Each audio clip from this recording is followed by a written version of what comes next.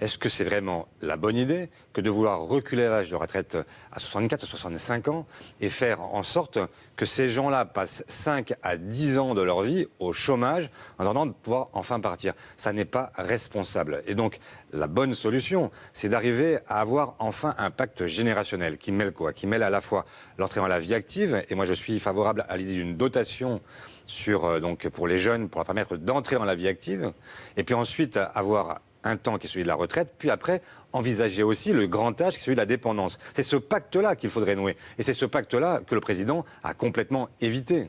Est-ce que vous croyez que tous ceux qui sont aujourd'hui au Parlement dans la majorité d'Emmanuel Macron, je veux dire à la fois La République En Marche, et on voit qu'eux-mêmes sont très divisés, Il y a différentes sensibilités. Agir, l'UDI, etc., vous voyez bien qu'eux-mêmes, le MoDem, eux-mêmes peuvent avoir des positions qui sont parfois différentes. Ça n'empêche pas que sur ce qui les amène à produire l'essentiel de leur vie politique, eh bien, ils sont d'accord. Et donc, qu'est-ce que nous avons montré hier? Nous avons montré hier qu'il y a un autre chemin.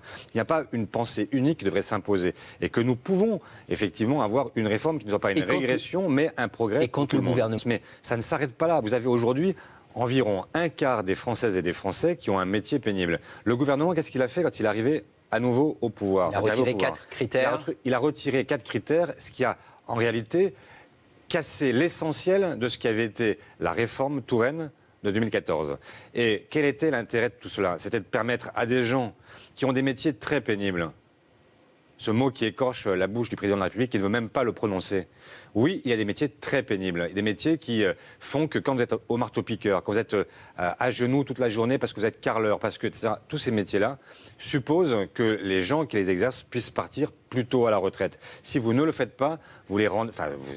vous aurez des gens qui partiront invalides. Et donc, la question aujourd'hui, c'est bien de rétablir ces critères de pénibilité, même de les élargir, d'arriver à faire en sorte que les seuils puissent baisser pour qu'il y ait un plus grand nombre de gens qui puissent accéder à ces conditions de départ.